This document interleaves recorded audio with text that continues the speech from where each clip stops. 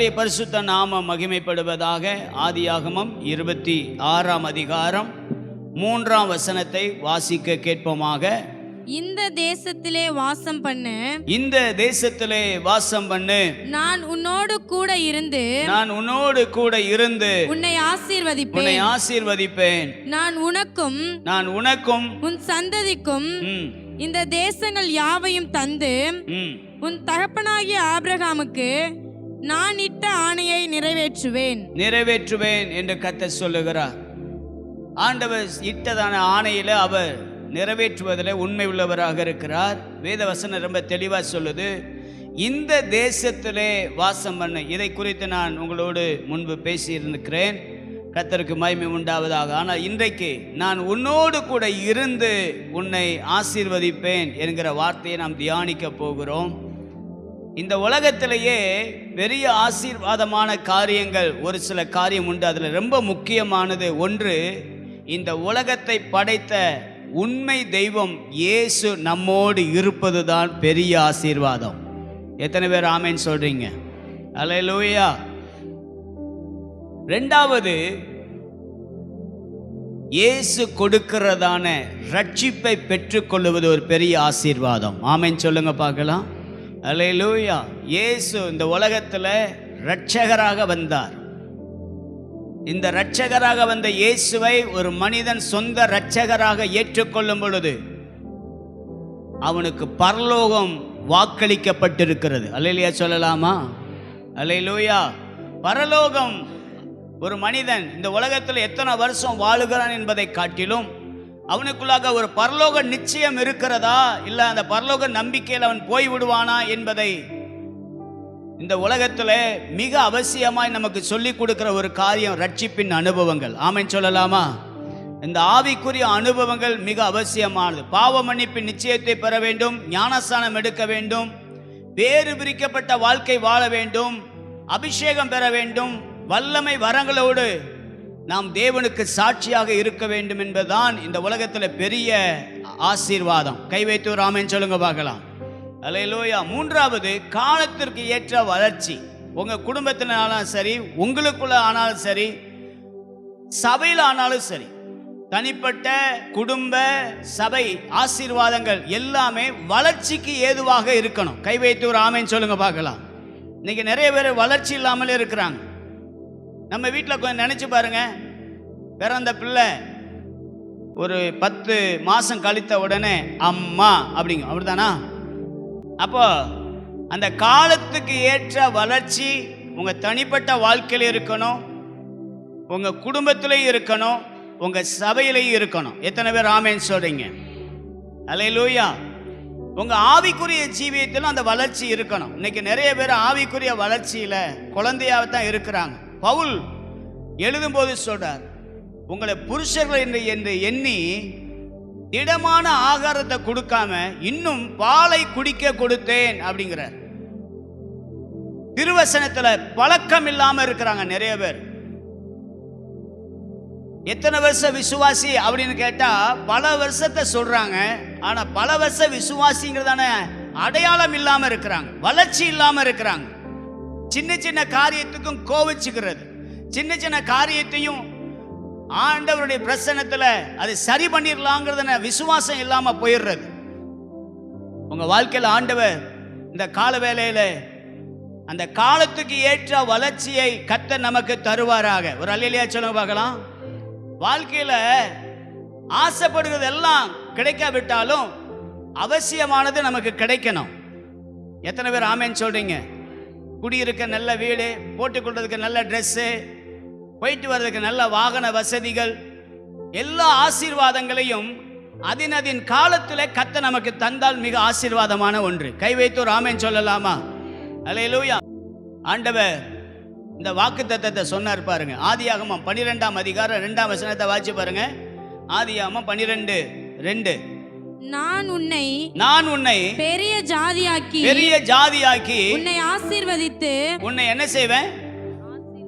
ஆசீர்வதிப்பேன். அதே வார்த்தையை தான் கர்த்தர் ஈசாக்குக்கு கொடுக்கிறார். கவனிங்க, எல்லாரும் என்னை கவனிக்க அன்போடு கேட்கிறேன். கர்த்தர் அந்த ஆசீர்வாதத்தை ஈசாக்குக்கு கொடுக்கிறார். நான் உன்னை ஆசீர்வதிப்பேன், இந்த உலகத்திலே நம்மளை ஆசீர்வதிக்கிறதுக்குன்னு ஒரு தெய்வம் இருப்பார்னா அவர் இயேசு ஒருத்தர் தான். ஒரு ஆமென் சொல்லுங்க பார்க்கலாம். எப்படி நீங்க கேட்கலாம், இந்த உலகத்திலேயே பரலோகம்னு ஒன்று கொடுக்கிறவர் இயேசு ஒருத்தர் தான். ஆமென் சொல்லுங்க பார்க்கலாம். அல்லேலூயா. இயேசுடைய வார்த்தை சொல்லுது, நானே வழியும் சத்தியமும் ஜீவனுமா இருக்கிறேன். நிறைய பேர் சொல்லுவாங்க, நிறைய பணம் இருந்தா அவன் பெரிய ஆசீர்வதிக்கப்பட்டவன். இல்ல, நிறைய பேருக்கு நிம்மதி இல்லை. நிறைய பேர் பணம் இருக்கிறவங்க நிறைய பேர் ரொம்ப சந்தோஷமா இருக்கான்னு சொல்ல முடியாது. ஆனா நம்மகிட்ட அது எதுவுமே இல்லாட்டாலும் கர்த்தருக்குள்ள சந்தோஷமா இருக்க கர்த்தர் பலன் தருகிறா. ஒரு அல்லேலூயா சத்தமா சொல்லுங்க பார்க்கலாம். நன்றாய் கவனியுங்க, நன்றாய் கவனியுங்க. எல்லா ஆவிக்குரிய ஆசீர்வாதங்களும் நம்முடைய வாழ்க்கையில வரும் பொழுது உலக பிரகாரமான காரியத்துல கர்த்தர் நம்மளை ஆசீர்வதிக்க நம்ம பார்க்க முடியும். ஆவிக்குரிய காரியத்தில் உண்மையா இருங்கள், உலக பிரகாரமான ஆசீர்வாதத்தை பெற்றுக் கொள்ளலாம். ஆமென் சொல்லலாமா? நல்ல சத்தமா சொல்லுங்க. என்னது? ஆவிக்குரிய காரியத்தில் உண்மையா இருந்தால் உலக பிரகாரமான சகல ஆசீர்வாதத்தை கர்த்தர் நம்மளை ஆசீர்வதிப்பார். ஆமென் சொல்லலாமா? இன்னைக்கு நிறைய பேர் ஆவிக்குரிய நிலைமையில உண்மையா இல்லாதனால அவர்கள் என்னைக்கு எப்படி வந்தாங்களோ அப்படியே தான் இருக்கிறாங்க. இல்ல, உங்க ஆவிக்குரிய ஜெப வாழ்க்கை, உங்களுடைய வேத வாசிப்பு, பரிசுத்த வாழ்க்கை, உங்க சாட்சியின் ஜீவியம், இது எல்லாம் கர்த்தருக்கு முன்பதாக உண்மையா இருந்தால் உலகத்தில் நீங்கள் தான் ஆசீர்வதிக்கப்பட்டவர்களாய் கர்த்தர் உங்களை மாற்றுவா. அல்லேலூயா. ஆண்டவருக்கு மகிமை உண்டாவதாக. இன்றைக்கும் ஒரு முக்கியமான காரியம், ஈசாக்குடைய வாழ்க்கையில் இருந்து சில காரியத்தை உங்களோடு பேச விரும்புகிறேன். தேவனுடைய ஆசீர்வாதங்களை எப்படி பெற்றுக்கொள்ள முடியும், எப்படி பெற்றுக்கொள்ள வேண்டும் என்பதை சில காரியத்தை உங்களுக்கு ஞாபகப்படுத்த விரும்புகிறேன். அல்லேலூயா சொல்லலாமா? வாசிங்க. ஆண்டவருடையதான ஆசீர்வாதம் எப்படிப்பட்டதாக இருக்கிறது அப்படின்னு சொன்னா வாசிங்க. ஆதியாகமம் 26ஆம் அதிகாரம் 4ஆம் வசனம்.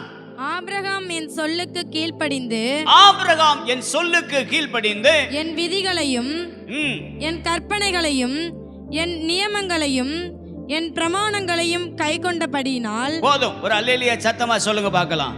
முதலாவது நீங்கள் அறிந்து கொள்ள வேண்டியது, தேவனுடைய ஆசீர்வாதங்கள் எல்லாம் நிபந்தனைக்கு உட்பட்டது. அல்லேலூயா சொல்லுங்க பார்க்கலாம். சொல்லுங்க. எதுக்கு உட்பட்டது? நிபந்தனைக்கு உட்பட்டது. நீ இப்படி இருந்தா நான் உன்னை இப்படி ஆசீர்வதிப்பேன். இன்னொரு வசனத்தை உங்களுக்கு ஞாபகப்படுத்த விரும்புகிறேன். உபாகமம் 28ஆம் அதிகாரம் 1ஆம் வசனத்தை அப்படி வாசிச்சு பாருங்க. இன்று நான் உனக்கு விதிக்கிற உன் தேவனாகிய கர்த்தருடைய கட்டளையின்படி எல்லாம் செய்ய நீ கவனமாய் இருக்கும்படிக்கு அவர் சத்தத்துக்கு உண்மையாய் செவி கொடுப்பாயானால் உன் தேவனாகிய கர்த்தர் என்ன சொல்றாரு? பூமியில் உள்ள சகல ஜாதிகளிலும் உன்னை மேன்மையாக வைப்பார். கையை வைத்து ஒரு அல்லேலூயா சொல்லிடலாமா? நல்லா கவனிங்க. அவங்க இருக்கிற மாதிரி நம்ம இருக்கிறதுக்கு கர்த்தர் நம்மளை இந்த ரட்சிப்புக்குள்ள கொண்டு வரல. ஆமென் சொல்லலாமா? அல்லேலூயா. நல்லா கவனிச்சுக்கோங்க. இன்னைக்கு நிறைய பேரு கர்த்தர் சொன்ன வார்த்தையின்படி நடக்காம, ஆனா கர்த்தரை ஆசீர்வதிக்கணும்னு நிறைய பேர் எதிர்பார்க்கிறாங்க. வாய்ப்பில்லை. ஏன் ஆண்டவர் இப்படிப்பட்டதான அந்த வசனத்தை போடுங்கப்பா. 26:4 போடுங்க. ஆபிரகாம் என் சொல்லுக்கு என்ன செய்தார்? கீழ்ப்படிந்து என் விதிகளையும், அடுத்து என் கற்பனைகளையும் என் நியமங்களையும் என் பிரமாணங்களை என்ன செய்யணும்? கை கொண்டபடினா. இந்த பிரமாணம் எல்லாமே ரட்சிக்கப்பட்டு கர்த்தருடைய பிள்ளைகளுக்காகவே கர்த்தர் கொடுக்கிறார். ஏன்னா நம்முடைய ஆண்டவர் அப்படிப்பட்ட ஆண்டவராய் இருக்கிறார். கை வைத்து ஒரு அல்லேலூயா சொல்லுங்க பார்க்கலாம். அல்லேலூயா. அவர் சரியா சில நியமனத்தை வச்சிருக்கிறார். ஒரு புருஷனுக்கு ஒரு மனைவி. அல்லேலூயா சொல்லுங்க. அல்லேலூயா. பகலெல்லாம் மனிதர்கள் வேலை செய்யணும். நைட்டு எதுக்கு வச்சிருக்கிறாரு? தூங்கணும். விதி மாறுது. நம்ம வாழ்க்கை சிலர் இந்த செல்போனுன்னு ஒன்று வச்சுக்கிட்டு அதையே பார்த்து நேரத்தை கழிச்சு கடைசியில காலையில எந்திக்க முடியாம கஷ்டப்படுறாங்க. நல்லா கவனிங்க. ஆண்டவர் எல்லாத்துக்கும் ஒரு விதியை வச்சிருக்கிறார். அவர் கற்பனையை கொடுத்திருக்கிறார். அவர் நியமத்தை வச்சிருக்கிறார். அவருடைய பிரமாணங்கள் இது எல்லாம் நம்முடைய தேவனுக்கு நேராக நம்மை நடத்துகிறது. எத்தனை பேர் ஆமென் சொல்ல முடியும்? ஏன் அப்படின்னா நம்முடைய ஆண்டவர் இது எல்லாத்துலேயும் அவர் சரியா இருக்கிறார். அல்லேலூயா சொல்லுங்க பார்க்கலாம். அல்லேலூயா. ஆண்டவராகிய தேவன் சொல்லும்போது சொன்னார், நான் பரிசுத்தர் ஆகையால் நீங்கள் என்ன செய்யுங்க, பரிசுத்தராய் இருங்கள். நம்முடைய ஆண்டவர் சொல்லும்போது சொன்னார், என்னிடத்தில் உங்களுடைய இந்த உலகத்தின் அதிபதி என்னிடத்துல வருகிறான், அவனுக்கு என்னிடத்துல ஒன்றுமில்லை. நல்லா கவனிச்சுக்கோங்க. உங்க வாழ்க்கையிலும் என்னுடைய வாழ்க்கையிலையும் நம்மளை ஆண்டவர் அவரை போல மாற்றுவதற்காகவே இப்படிப்பட்டதான விதிகளையும் கற்பனைகளையும் நியமங்களையும் பிரமாணங்களையும் கர்த்தர் வச்சிருக்கிறார். நல்ல சத்தம் ஒரு அல்லேலூயா சொல்லுங்க. இது எல்லாம் நமக்கு ஆசீர்வாதத்தை கொண்டு வருகிறது. ஆமென் சொல்லுங்க பார்க்கலாம். 5வது வசனத்தை வாசி பாருங்கப்பா. 5வது வசனம், நான் உன் சந்ததியை வானத்தின் நட்சத்திரங்களைப் போல பெருக பண்ணி உன் சந்ததிக்கு இந்த தேசங்கள் யாவையும் தருவேன்.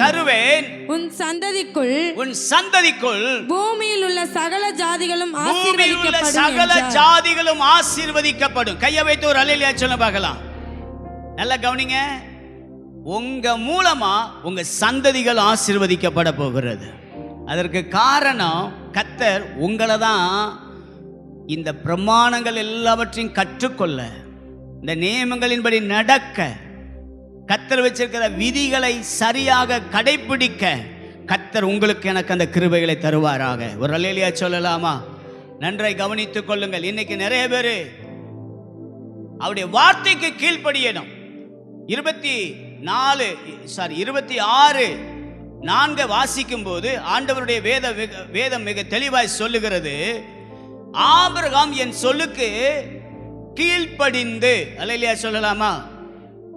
உங்க வாழ்க்கையில நீங்க மேன்மையான இடத்திற்கு போக வேண்டும் என்று சொன்னால் தேவன் சொல்லுகிற கீழ்ப்படிதல்ல நீங்கள் காணப்பட வேண்டும். அல்லேலூயா. கீழ்ப்படியணும். எல்லா காரியத்திலும் கீழ்ப்படியணும். பெற்றோருக்கு பிள்ளைகள் கீழ்ப்படியணும். வாத்தியாருக்கு ஸ்டூடெண்ட்ஸ் கீழ்ப்படியணும். ஊழியருக்கு விசுவாசிகள் கீழ்ப்படியணும். மேலான அதிகாரங்கள் வைத்திருக்கிறார் ஆண்டவர், அவைகளுக்கு அதுக்கு கீழே இருக்கிறவர்கள் கீழ்ப்படியணும். நல்லா கவனிங்க. கீழ்ப்படுகிறவர்களுக்கு கொடுக்கப்படுகிற ஆசீர்வாதம் என்ன தெரியுமா? மத்தேயு எழுதின சுவிசேஷம் 7:24 வசனம். மத்தேயு 7:24 வாசிங்க. ஆகையால் நான் சொல்லிய இந்த வார்த்தைகளை கேட்டு இவைகளின்படி செய்கிறவன் எவனோ அவனை கன்மலையின் மேல் தன் வீட்டை கட்டின புத்தி உள்ள மனுஷனுக்கு ஒப்பிடுவேன். கையை வைத்து ஒரு அல்லேலூயா சொல்ல பார்க்கலாம். கீழ்ப்படிந்து செய்தால் ஆண்டவர் கன்மலையின் மேல் தன் வீட்டை கட்டுகிற மனுஷன், புத்தி உள்ள மனுஷனுக்கு ஒப்பிடுகிறார். உங்க கீழ்ப்படிதல் எங்க கொண்டு போகுது? உங்களை கன்மலைக்கு மேல கொண்டு போகுது. கன்மலையின் மேலே தன் வீட்டை கட்டுகிறவனுக்கு ஒப்பிடுவேன் என்று சொல்லுகிறார். நன்றை கவனித்துக் கொள்ளுங்கள். இன்னைக்கு நிறைய பேரு எப்படி இருக்காங்க அப்படின்னா, கீழ்ப்படிதல் என்கிற காரியம். சகோதரிமார்களுக்கு சொல்லுகிற வார்த்தை, உங்களுடைய கீழ்ப்படிதல் உங்க வீட்டில் ரட்சிக்கப்படாதவர்கள் ரட்சிக்கப்படுவதற்கு ஏற்றாற் போல உங்களுடைய கீழ்ப்படிதல் காணப்பட வேண்டும். ஒரு அல்லேலூயா சத்தமா சொல்லுங்க பார்க்கலாம். அல்லேலூயா. கர்த்தருக்கு கீழ்ப்படிவது போல மனைவிமார்கள் என்ன செய்யணுமா? தன் சொந்த புருஷருக்கு கீழ்ப்படியணும். புருஷமார்கள் தேவனுடைய வார்த்தைக்கு கீழ்ப்படியும் போது உங்க குடும்பத்தை கர்த்தர் உங்களுக்கு கீழ்ப்படிய பண்ணுவா.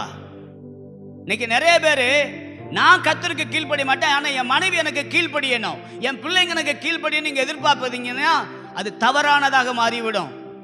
இல்லை, நான் கர்த்தருக்கு கீழ்ப்படிஞ்சா என் மனைவியோ என் பிள்ளைங்களோ என் குடும்பமோ எனக்கு கீழ்ப்படிவதற்கு கர்த்தர் இரக்கம் பாராட்டுகிறார். நம் ஆண்டவருக்கு கீழ்ப்படிய வேண்டும், அவருடைய விதிகளின்படி நடக்க வேண்டும், அவருடைய நிபந்தனைகளின்படி நம்ம செய்ய வேண்டும். கர்த்தர் நமக்கு என்ன கற்பனை கொடுத்தாரோ, என்ன பிரமாணங்களை கொடுத்தாரோ அதை செய்வதற்கு நம்முடைய வாழ்க்கையை அர்ப்பணிக்கும் போது கர்த்தர் நம்மை ஆசீர்வதிக்கிறவராக இருக்கிறார். அல்லேலூயா சொல்லுங்க பார்க்கலாம். நம்மை என்று சொல்வதை நம் மூலமாக நம்முடைய சந்ததிகளையும் கர்த்தர் ஆசீர்வதிக்கிறார். முதலாவது நீங்க நல்லா புரிஞ்சு கொள்ளுங்க, யார் ஒரு தேவனுடைய பிள்ளை,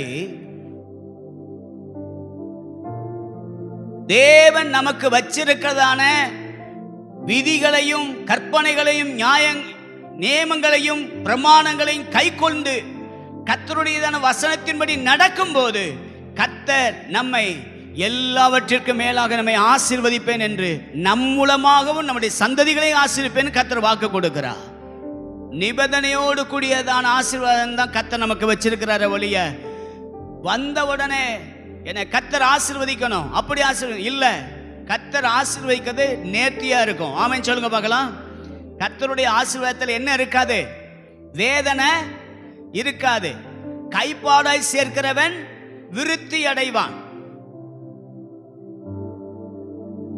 லாட்டரி டிக்கெட்ல உங்களுக்கு அடிச்சிருன்னு யாரும் சொன்னாங்கன்னா நம்பாதீங்க. லாட்டரி டிக்கெட் மேல நம்பிக்கை வரக்கூடாது. அது எத்தனையோ குடும்பத்தை சீரழிச்சு தான் அந்த பணம் உங்க கையில வரும். நல்லா கவனிச்சுக்கோங்க. இன்னைக்கு நிறைய பேர் கர்த்தருக்கு கீழ்ப்படியதை விட்டுட்டு எத்தனையோ காரியத்தை செய்யறாங்க.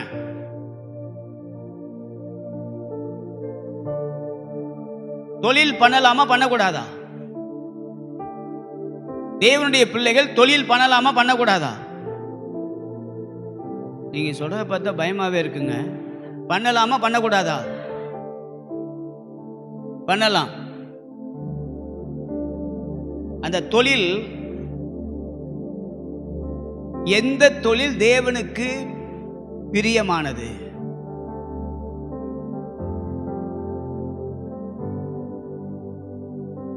எந்த தொழில்ல வர்றதான வருமானத்தை கர்த்தர் ஆசீர்வதிக்கிறார்? கவனிங்க. கர்த்தருக்கு கீழ்ப்படிய இன்னைக்கு நிறைய பேர் சொல்லிட்டு உங்க வருமானம் எப்படி வருது உங்க கையில? அது கர்த்தருக்கு பிரியமா? அவருடைய நியமனத்தின்படி, அவருடைய விதிகளின்படி, கற்பனைகளின்படி, பிரமாணத்தின்படி வந்துச்சுன்னா கர்த்தர் உங்களை ஆசீர்வதிக்கிறது. உங்க வாழ்க்கையில உங்க சந்ததிகளுக்கு வரைக்கும் கர்த்தர் உங்களை நடத்தி கொண்டு போயிடுவார். ஒரு அல்லேலூயா சத்தமா சொல்லுங்க பார்க்கலாம். நிபந்தனையோடு கூடிய ஆசீர்வாதம். இன்னைக்கு நம்ம வாழ்க்கை எப்படி இருக்கு? நிபந்தனையோடு கூடிய ஆசீர்வாதம். ஈசாக்குக்கு கர்த்தர் கொடுத்த ஆசீர்வாதம். அவன் சந்ததிகளை ஆசீர்வதிக்கிற அளவிற்கு கர்த்தர் அவனை ஆசீர்வதித்தார். ஒரு அல்லேலூயா சொல்லலாமா? நம்பர் 2 ஆதியாகமம் 26:12. ஈசாக்கு அந்த தேசத்திலே விதை விதைத்தான். அந்த தேசத்திலே விதை விதைத்தான். கர்த்தர் அவனை ஆசீர்வதித்ததினால் அந்த வருஷத்தில் 100 மடங்கு பலன் அடைந்தான். 100 மடங்கு பலனை அடைந்தான். நல்ல சத்தம் ஒரு அல்லேலூயா சொல்லுவீங்களா? என்ன பலனா? 100 மடங்கு பலன். ஆனா அந்த தேசத்தில் விதை விதைத்தான். அவ பிரயாசத்திற்கு ஏற்ற பலன் தருகிறவர் நம்முடைய ஆண்டவர். அல்லேலூயா சொல்லுங்க பார்க்கலாம். சிலர் பிரயாசப்பட்டுக்கிட்டே இருப்பாங்க, ஆனா பலன் இல்லாம போயிடும். காரணம் என்ன? ஆகாய் தீர்க்கதரிசியின் புத்தகம் 1ஆம் அதிகாரம் 6ஆம் வசனத்தை வாசிங்க. ஆகாய் 1:6 வேகமா வாசிங்க. திரளாய் விதைத்தும் கொஞ்சமாய் அறுத்துக் கொண்டு வருகிறீர்கள். நீங்கள் புசித்தும் திருப்தியாகவில்லை. குடித்தும் பரிபூரணம் அடையவில்லை. நீங்கள் வஸ்திரம் உடுத்தியும் ஒருவனுக்கும் குளிர் விடவில்லை. கூலியை சம்பாதிக்கிறவன் பொத்தலான பையிலே போடுகிறவனாய் அதை சம்பாதிக்கிறான். காரணம் என்ன? தேவனுடைய வீட்டை விட்டு விட்டாங்க. இவங்க மச்சு பாவப்பட்ட வீட்டுல இருக்கிறாங்க. ஆனா தேவனுடைய வீடை பத்தியதான எந்த விதமான கரிசனை இல்லை. ஆலயம் எப்படி இருக்கோ அதை பத்தி கவலை இல்லை. நல்ல இன்னும் சொல்ல போனா உங்க ஆவிக்குரிய ஜீவியம் எப்படி இருக்குன்னு முத பாருங்க. கை வைத்து ஒரு ஆமென் சத்தமா சொல்லுங்க பார்க்கலாம். அல்லேலூயா. உங்க ஆவிக்குரிய ஜீவியம், கர்த்தருடைய ஆலயம் அவங்க மனசுல இல்லாம போயிட்டு, அதனால அவங்க திரளாய் விதைத்தாங்க, கொஞ்சமா அறுத்தாங்க. அல்லேலூயா சொல்லலாமா? கர்த்தருடைய வேதம் என்ன சொல்லுது தெரியுமா? 2 தீமோத்தேயு 2ஆம் அதிகாரம் 6ஆம் வசனத்தை வாசி பாருங்க. 2 தீமோத்தேயு 2:6. 2 தீமோத்தேயு 2:6 எடுத்தவங்க சத்தமா வாசிங்கமா. பிரயாசப்பட்டு பயிரிடுகிறவன் பலனில் முந்தி பங்கடைய வேண்டும். நல்ல சத்தம் ஒரு அல்லேலூயா சொல்ல பார்க்கலாம். பிரயாசப்படுகிறோம், என்ன செய்யணுமா?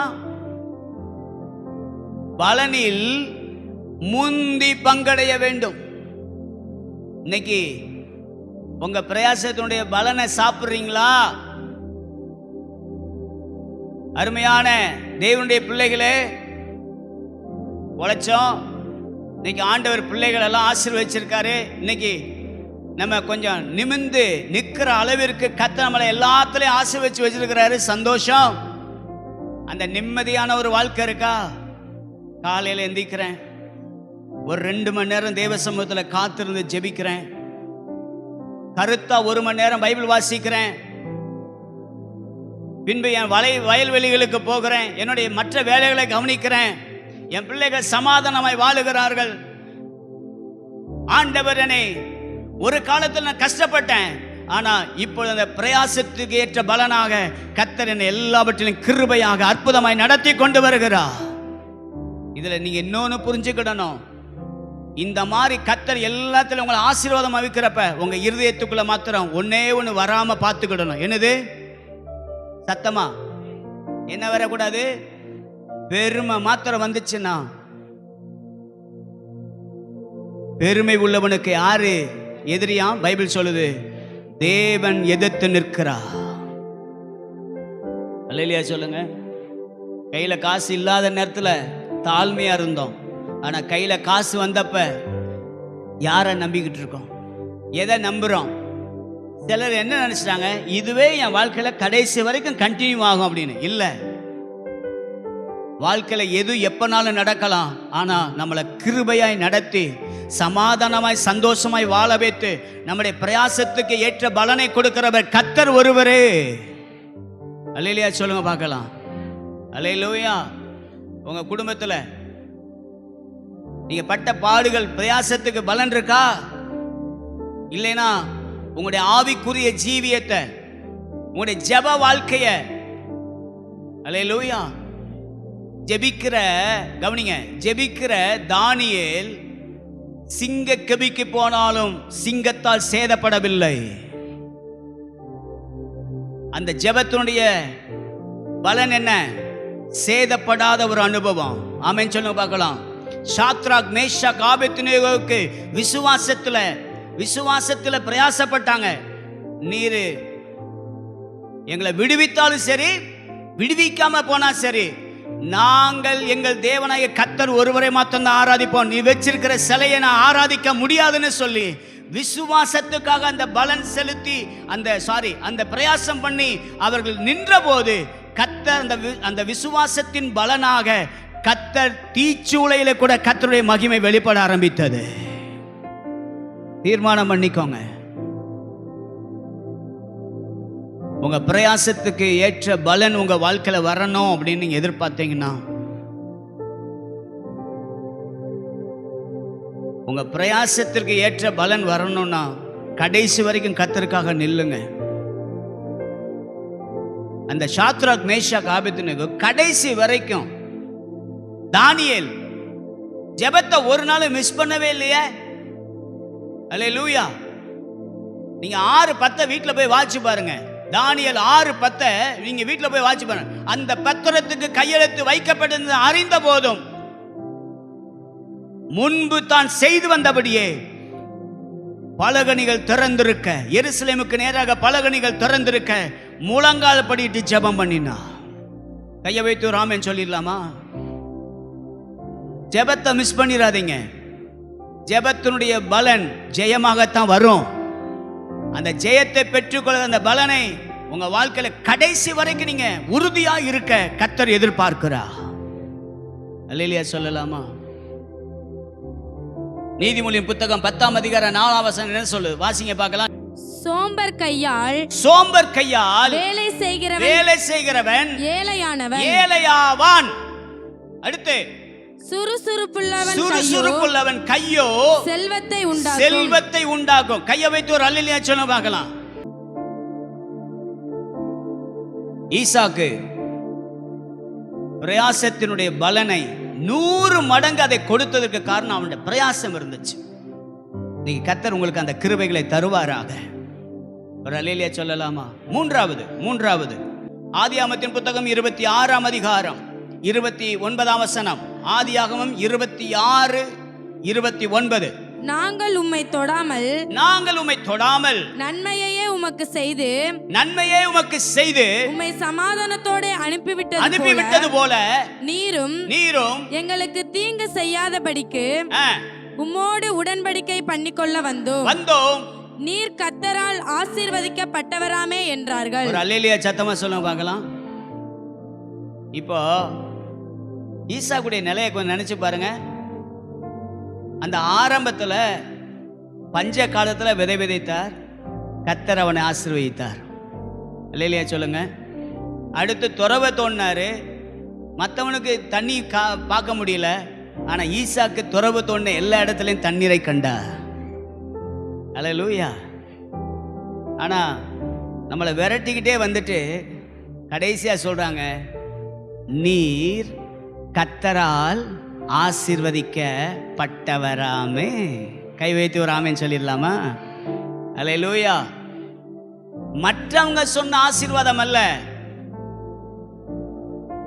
மற்றவங்க அந்த நீ ஆசீர்வதிக்கப்பட்டவர்னு சொல்ற அளவுக்கு கர்த்தர் வச்சிருந்தாரு. அல்லேலூயா சொல்லுங்க பார்க்கலாம். ஆனா அடுத்து இந்த ஈசாக்க கர்த்தர் எப்படி ஆசீர்வதிச்சார்? வாசிங்க 27ஆம் அதிகாரம் ஆதியாகமம் 27:4 வாசிங்க. அதை எனக்கு பிரியமா இருக்கிற ருசியுள்ள பதார்த்தங்களாக சமைத்து நான் புசிக்கவும் நான் மரணமடையும் முன்னே என் ஆத்துமா உன்னை ஆசீர்வதிக்கவும் என்னிடத்தில் கொண்டு வா என்றார். கையை வைத்து ஒரு அல்லேலூயா சொல்லுங்க பார்க்கலாம். ஒரு காலத்துல மற்றவங்க சொன்னாங்க இவர் ஆசீர்வதிக்கப்பட்டவர்னு. இப்ப ஈசாக்கு தன் பிள்ளைகளை ஆசீர்வதிக்கிற இடத்துல கர்த்தர் வைத்திருக்கிறார். கை வைத்து ஒரு ஆமேன் சத்தமா அல்லேலூயா சொல்லலாமா? ஒரு காலத்துல நீங்க இந்த ஆசீர்வாதத்துக்காக ஓடுனீங்க, இந்த ஆசீர்வாதத்துக்காக அதிகமா பிரயாசம் எடுத்தீங்க. ஆனா ஒரு காலகட்டம் வருகிறது, நீங்கள் ஆசீர்வாதத்தை மற்றவர்களுக்கு கொடுக்கிற அளவிற்கு கர்த்தர் உங்களை ஆசீர்வதிக்க போகிறார். ஒரு அல்லேலூயா சத்தமா சொல்லுங்க பார்க்கலாம். 119ஆம் சங்கீதம் 100வது வசனத்துல தாவீது ஒரு வார்த்தை இப்படி சொல்றார் பாருங்க. வாசிங்க பார்க்கலாம். 119ஆம் சங்கீதம் 100வது வசனம். உம்முடைய கட்டளைகளை நான் கை கொண்டிருக்கிறபடியால் முதியோர்களை பார்க்கிலும் ஞானமுள்ளவனாய் இருக்கிறேன். கையை வைத்து ஒரு அல்லேலூயா சத்தமா சொல்லுங்க பார்க்கலாம். இப்ப தாவீது சொல்றாரு, இப்ப எனக்கு பலனும் இருக்கிறது, அதே நேரத்தில் முதியோருடைய ஞானமும் என்னிடத்தில் இருக்கிறது. இந்த ஆசீர்வாதம் ஒரு காலகட்டத்தில் ஒருத்தட்ட இப்படி நின்றுக்கலாம், ஆனா ஒரு காலகட்டத்தில் உங்க கை இப்படி மேலே ஓங்கி நிற்கிறது போல மற்றவர்களுக்கு கொடுக்கிற ஆசீர்வாதத்தை தேவன் உங்களுக்கு கொடுக்க ஆசையாக இருக்கிறார். எத்தனை பேர் உண்மையாக சொல்றீங்க, என்னையும் கர்த்தர் அப்படி ஆசீர்வதிக்கணும்? அல்லேலூயா.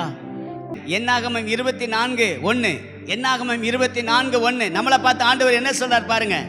இஸ்ரவேலை ஆசீர்வதிப்பதே கர்த்தருக்கு பிரியம் என்று சொல்லுகிறார். நல்லா கைத்தட்டி அப்பாவுக்கு நன்றி சொல்லுங்க பார்க்கலாம்.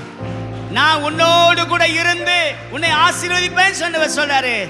இஸ்ரவேலை ஆசீர்வதிப்பதே எனக்கு பிரியமாயிருக்கிறது. ஆமென் சொல்லுங்க பார்க்கலாம். மார்க் எழுதின சுவிசேஷம் 10ஆம் அதிகாரம் 14, 15, 16 வசனங்கள்ல, அது 16வது வசனத்தை மாத்திரம் வாசிங்க. அவர்களை அணைத்துக் கொண்டு சிறு பிள்ளைகளை அணைத்துக் கொண்டு அவர்கள் மேல் கைகளை வைத்து அவர்களை ஆசீர்வதித்தார். இயேசு ஆசீர்வதித்தார். ஆமென் சொல்லுங்க பார்க்கலாம். லூக்கா எழுதின சுவிசேஷம் 24ஆம் அதிகாரம், லூக்கா 24:50 வாசிக்க அன்போடு கேட்கிறேன். பின்பு அவர் பெத்தானியா வரைக்கும் அவர்களை அழைத்துக் கொண்டு போய் தம்முடைய கரங்களை உயர்த்தி அவர்களை ஆசீர்வதித்தார். அவர் ஆசீர்வதித்தார் என்று வேதத்தில் நாம் வாசிக்க முடிகிறது. கையை வைத்து ஒரு அல்லேலூயா சொல்லலாமா? அல்லேலூயா. நன்றை கவனியுங்கள். நம்முடைய தேவன் ஆசீர்வதிக்கிற தேவன். அவர் கடைசியா பரமேறி போகும்போது கூட அவர் ஆசீர்வதிச்சுட்டு தான் போனாரு. ஆனா இப்ப உங்களுக்கு எனக்கு ஒரு ஆசீர்வாதத்தை வச்சிருக்கிறாரு. அவரை நம்பி அவருக்கு கீழ்ப்படிந்து அவருடைய நியமங்களின்படி நடக்கிறதான கர்த்தருடைய பிள்ளைகளை கர்த்தர் ஒரு நாளும் கைவிட மாட்டார். உங்களுக்கு எனக்கும் அவர் பரலோகத்தை வாக்கு பண்ணி வைத்திருக்கிறார். ஒரு ஆமென் சத்தமா சொல்லுங்க பார்க்கலாம். இருக்கிறதுலே பெரிய ஆசீர்வாதத்தின் வாக்குத்தத்தம் எது தெரியுமா? 1 யோவான் 2ஆம் அதிகாரம் 25ஆம் வசனம் தான். நித்திய ஜீவனை அளிப்பேன் என்பதே அவர் நமக்கு கொடுத்த வாக்குத்தத்தம். கையை வைத்து ஒரு ஆமென் சத்தமா சொல்லுங்க பார்க்கலாம். வேற எது எனக்கு கர்த்தர் கொடுக்கிறாரோ இல்லையோ, எது எனக்கு இருக்கோ இல்லையோ, ஆனால் என் தேவன் எனக்கு ஒன்று வாக்கு பண்ணி இருக்கிறார், நித்திய ஜீவனை உனக்கு தருவேன் என்று. அல்லேலூயா. அந்த இயேசு சொல்லும்போது சொன்னார், அந்த நித்திய ஜீவனுக்கு நானே வழியும் சத்தியமும் ஜீவனுமாய் இருக்கிறேன். என்னை அல்லாமல் ஒருவனும் எங்க வர முடியாது? பிதாவின் இடத்தில் வர முடியாது. கை வைத்து ஒரு அல்லேலூயா சொல்லலாமா? அல்லேலூயா. நன்றாய் கவனியுங்க. கர்த்தர் நம்மளை ஆசீர்வதிக்கிறார். வேத வசனம் என்ன சொல்லுகிறது? நான் உன்னோடு கூட இருந்து உன்னை ஆசீர்வதிப்பேன். கர்த்தர் உங்களை ஆசீர்வதிக்க விரும்புகிறார்.